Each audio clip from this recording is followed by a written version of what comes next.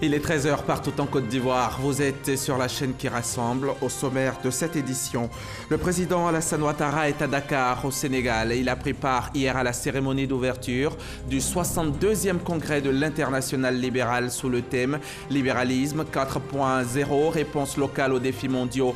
Le chef de l'État s'est dit convaincu que l'Afrique a les capacités de relever ces défis en alliant principes libéraux et solidarité. Le Premier ministre, lui, a procédé hier à San Pedro à l'ouverture de la deuxième édition des Journées nationales des chefs d'entreprise. Les JCE visent à favoriser le développement local et permettre aux opérateurs économiques de saisir des opportunités d'affaires. Plus de 200 chefs d'entreprise ont répondu présents.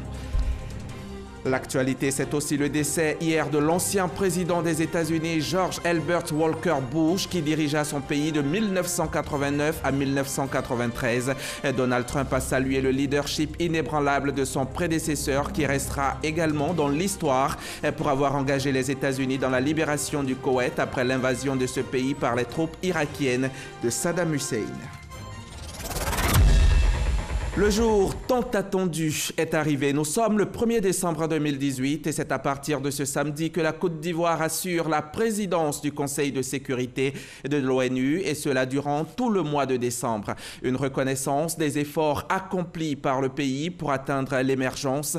La Côte d'Ivoire, un pays dont la voix compte sur l'échiquier international. Élu membre non permanent de l'organe onusien en juin 2017, le pays siège au Conseil de sécurité depuis le 1er janvier 2018. Je vous propose d'écouter le chef de l'État, le président Alassane Ouattara, s'exprimer en septembre 2017 à la tribune des Nations Unies. Il témoignait sa reconnaissance à la communauté internationale. Je voudrais vous exprimer la gratitude du peuple ivoirien pour la grande mobilisation de vos pays qui a porté la Côte d'Ivoire au Conseil de sécurité des Nations Unies pour la période 2018-2019. Cette élection témoigne de votre soutien à l'engagement constant de mon pays en faveur de la paix et du dialogue. Elle est aussi un appel à partager avec vous et avec le monde notre expérience en matière de gestion de sortie de crise et de coopération efficace avec les Nations Unies, comme le prouve le succès de l'opération des Nations Unies en Côte d'Ivoire, l'ONUCI. Les leçons de cette opération de paix, reconnue par tous comme l'un des rares succès de notre organisation mondiale dans le domaine du maintien de la paix depuis plusieurs décennies, doivent inspirer davantage les Nations Unies et dans leur quête et leurs initiatives en faveur de la paix. C'est pourquoi, dans le cadre du mandat de membre non permanent du Conseil de sécurité que vous venez de lui confier, la Côte d'Ivoire entend œuvrer à la promotion de compromis justes et pragmatiques dans le règlement des crises inscrites à l'agenda du Conseil de sécurité. Et bien sûr, tout au long de ce mois de décembre, tout au long de cette présidence, la RTI sera au cœur de l'événement avec des dossiers sur le sujet, des reportages exclusifs et autres duplex de nos envoyés spéciaux sur place à New York. Je vous le disais en titre, le président Alassane Ouattara a pris part hier vendredi à Dakar à la cérémonie d'ouverture du 62e congrès de l'Internationale libérale sous le thème « Libéralisme 4.0 ». Réponse locale aux défis mondiaux. Intervenant à cette occasion, le chef de l'État a insisté sur la nécessité de consolider la démocratie, de garantir les libertés des concitoyens et de poursuivre la construction d'économies solides, créatrices de plus de richesses, d'emplois et d'opportunités pour la jeunesse. Viviane Aïma depuis Dakar. L'Internationale libérale, Fédération mondiale des partis politiques libéraux et radicaux, a ouvert officiellement ce vendredi 30 novembre son 62e congrès au Centre international des conférences de Diamniadio, à une trentaine de kilomètres de Dakar, en présence des présidents Macky Sall, dont le parti l'Alliance pour la République est membre de l'Internationale libérale, et Alassane Ouattara, dont le parti le Rassemblement des Républicains est également membre de l'Internationale libérale. Deux autres chefs d'État, les présidents George Weah du Libéria et Adama Barrow de la Gambie, étaient présents en tant que membres observateurs. Hormis les chefs d'État, de nombreux délégués venus du monde entier, car l'Internationale libérale couvre les 5 continents. Le RDR, parti politique ivoirien, qui a intégré depuis 2003 l'Internationale libérale, était représenté à ce congrès, outre son président d'honneur, le président Alassane Ouattara, par une forte délégation comprenant la secrétaire générale du parti, la ministre Kandia Camara, le ministre Sidi Touré, le ministre Ali Koulibaly et les principaux responsables des organes dirigeants de ce parti. Ce congrès de Dakar, en cette année 2018, et avant lui le congrès à Abidjan de l'Internationale libérale en 2012, sont des démonstrations, comme l'a souligné le président sortant de l'Internationale libérale, Jules Minovs, que le Sénégal et la Côte d'Ivoire sont 2 pays conduits par des présidents d'option libérale et dont les succès font la fierté de l'Internationale libérale. Les présidents Macky Sall et Alassane Ouattara ont été invités tour à tour à présenter leur contribution à ce congrès. Il est heureux, et c'est peut-être même un signe du destin, que l'Internationale libérale, organisation longtemps taxée de péocentriste, en l'espace d'une décennie, tienne à 2 reprises son congrès en terre africaine. C'est aussi un autre signe du destin que cette rencontre se déroule au Sénégal, après celle tenue en Côte d'Ivoire, vous l'avez rappelé, sous la présidence de mon frère Alassane Ouattara, une autre figure emblématique du libéralisme africain contemporain. Monsieur le Président, merci pour votre présence parmi nous. Et nos 2 trajectoires étant marquées du sceau du combat pour la démocratie et la justice. Nous partageons tous les valeurs cardinales de la famille libérale, valeurs fondées sur le respect des principes de démocratie, de liberté, des droits humains, d'état de droit et de promotion de la bonne gouvernance. Voilà notre référentiel commun.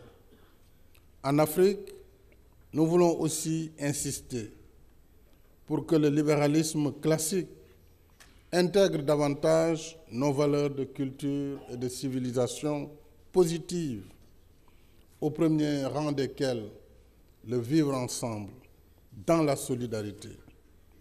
C'est l'occasion d'exprimer ma reconnaissance à la grande famille libérale qui a accompagné et soutenu plusieurs formations politiques, dont la nôtre, au plus haut sommet de l'État.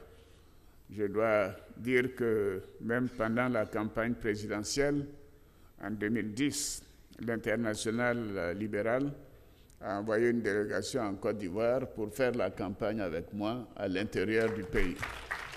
Je voudrais également vous dire combien je suis fier d'appartenir à cette grande organisation au moment où il faut un libéralisme à visage humain pour propulser le développement, réduire l'inégalité et lutter contre la pauvreté.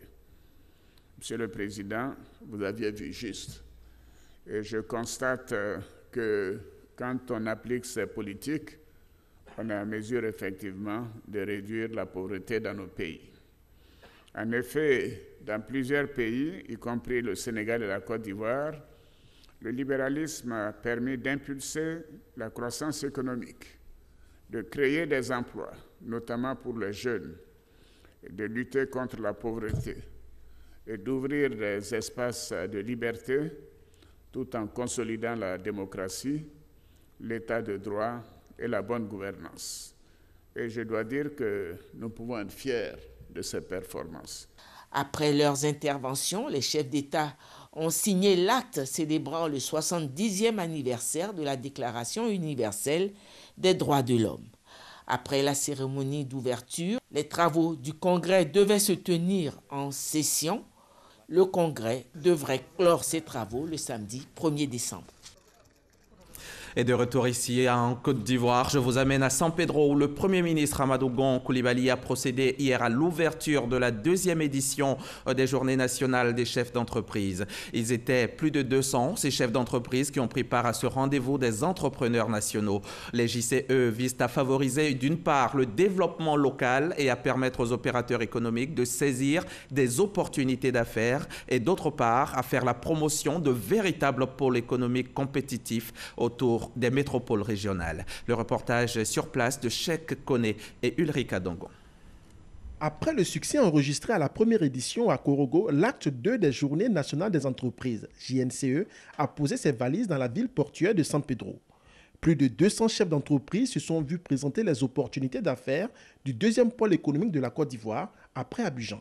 Que nous entendons modestement, progressivement, amener le secteur privé national à toucher du doigt, sinon de la main entière, les nombreuses opportunités d'affaires que regorgent nos régions.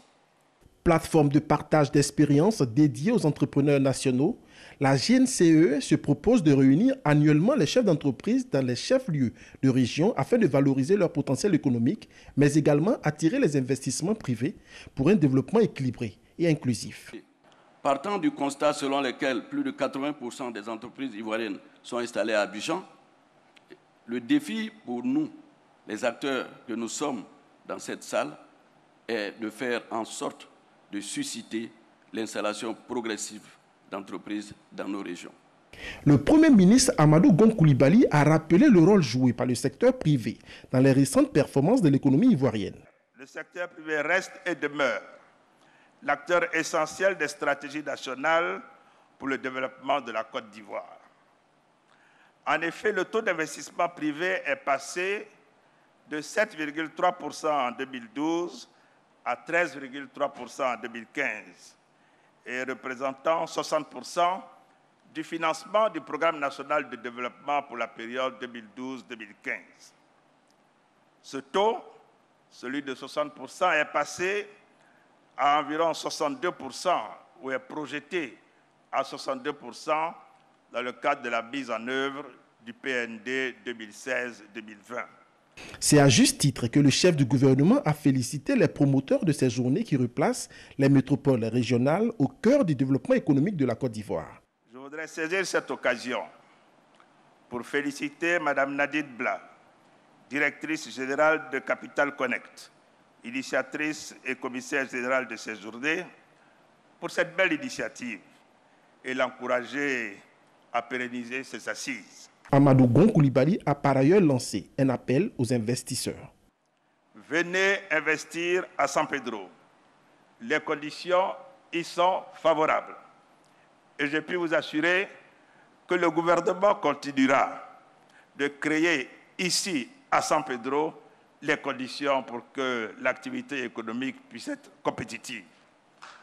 Nous aurons bientôt l'occasion de revenir à San Pedro pour poser la première pierre de travaux d'extension du port de San Pedro. Avec la collaboration de nos partenaires techniques et financiers, la voirie de San Pedro est en cours d'amélioration. Tous ces éléments sont des indicateurs qui montrent que San Pedro est plein d'espoir. Il se trouve donc que la tenue de ces assises se tient à un moment totalement propice où l'environnement général de San Pedro est en train de se transformer. Venez donc investir à San Pedro. Pour cette deuxième édition des JNCE, des investisseurs venus de la Guinée équatoriale ont pris part aux ateliers et panels sur les atouts économiques de San Pedro. Des conférences, des panels, des ateliers de partage d'expériences, des visites touristiques et une cérémonie des awards meubleront ces journées qui prennent fin ce dimanche. Et juste après la cérémonie d'ouverture des journées des chefs d'entreprise, nos reporters ont recueilli quelques réactions d'entrepreneurs sur place. On écoute. nous avons trouvé que c'était une plateforme importante pour la CIE pour s'adresser aux autres opérateurs économiques comme nous, mais qui ont besoin de l'énergie pour se développer. Sans énergie, vous ne pouvez pas faire grand-chose en matière d'industrialisation, en matière d'affaires. Il faut qu'ils aient, il faut qu'on leur garantisse la qualité de l'énergie qu'il faut pour que leur activité puisse se développer. Aujourd'hui, il faut savoir que c'est autour de façon directe, autour de 105 à 110 entreprises qui sont installées sur le domaine portuaire, donc qui ont une activité directe liée à l'activité globale du port, mais au-delà. Dans la ville de San Pedro, nous avons des nouvelles industries qui sont installées du fait de la présence du port de San Pedro. La volonté de l'État de Côte d'Ivoire de voir les productions locales, nationales, être transformées et bénéficier d'une valeur ajoutée qui soit apportée. Cette cérémonie d'ouverture des JCE, c'était dans la matinée d'hier. Après un court répit, Amadou Gon Coulibaly s'est rendu dans le village de Goreke où il a procédé à la pose de la première pierre de l'université de San Pedro.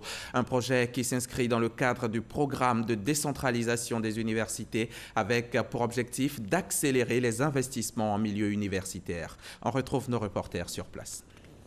Fruit d'un partenariat public-privé entre l'État de Côte d'Ivoire et le groupe Envol Partenariat Côte d'Ivoire, l'université de San Pedro qui sortira de terre dans les 26 prochains mois est annoncée comme le plus bel ouvrage futuriste dans le monde universitaire jamais construit en Côte d'Ivoire.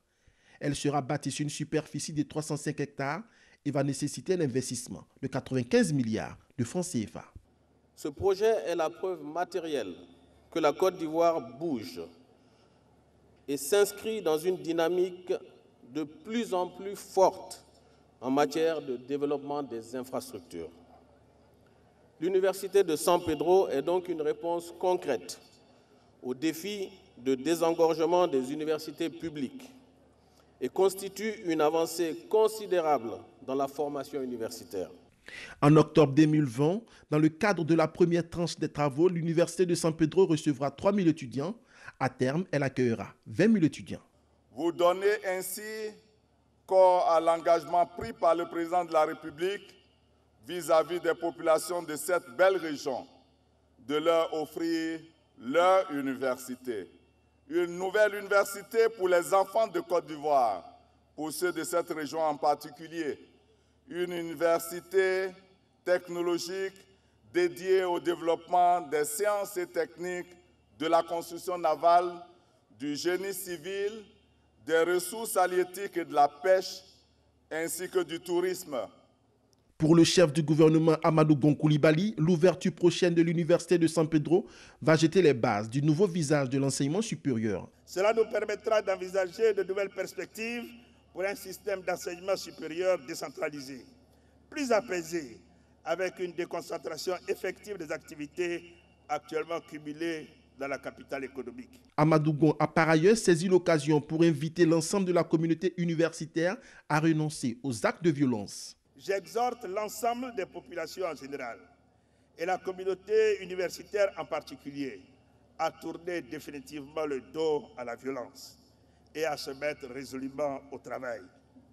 Car c'est dans la paix et la cohésion, c'est en travaillant dans la discipline que nous réussirons à bâtir la Côte d'Ivoire nouvelle.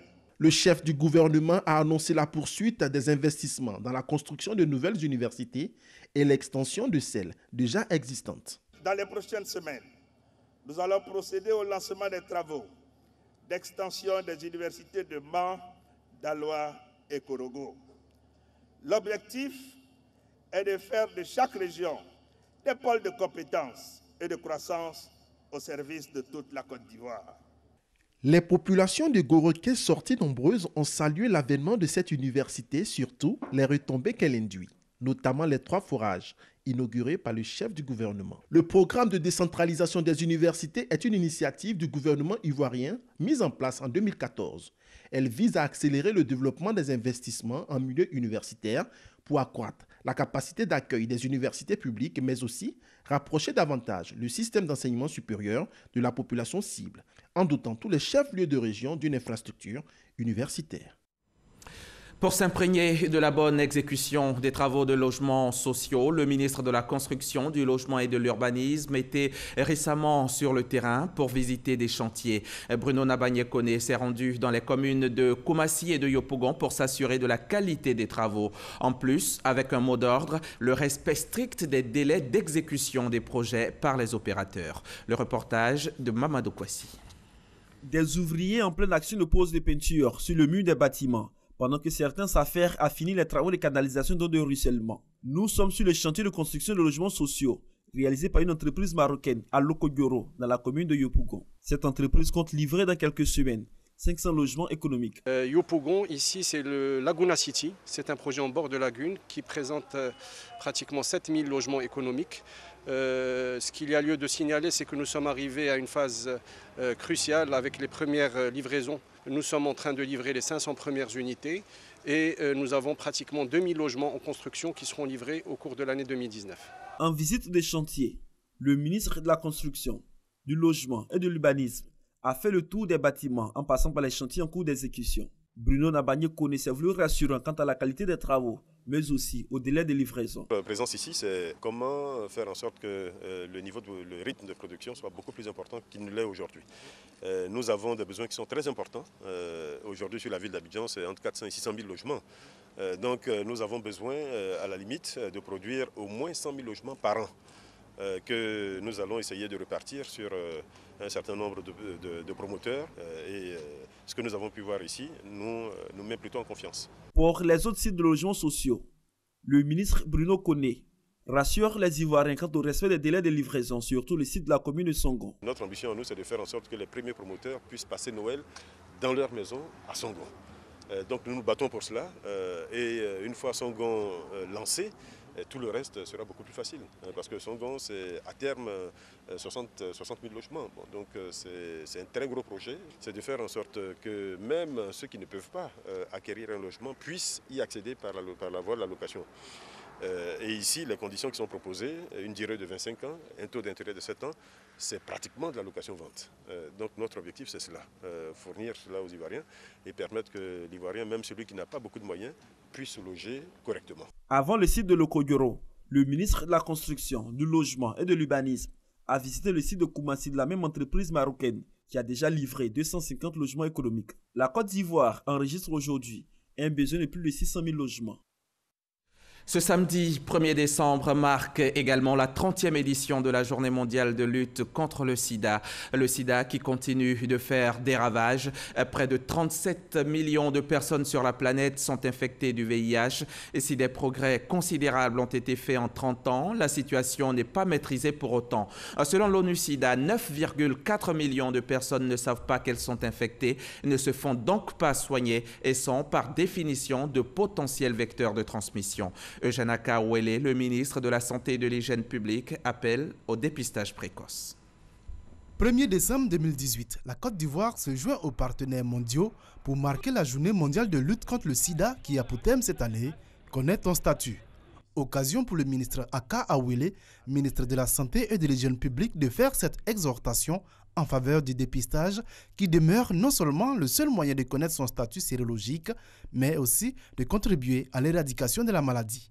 La Côte d'Ivoire s'est fixé comme objectif d'éliminer l'épidémie de sida d'ici à 2030, avec comme objectif intermédiaire d'accélérer la réponse nationale d'ici à fin 2020.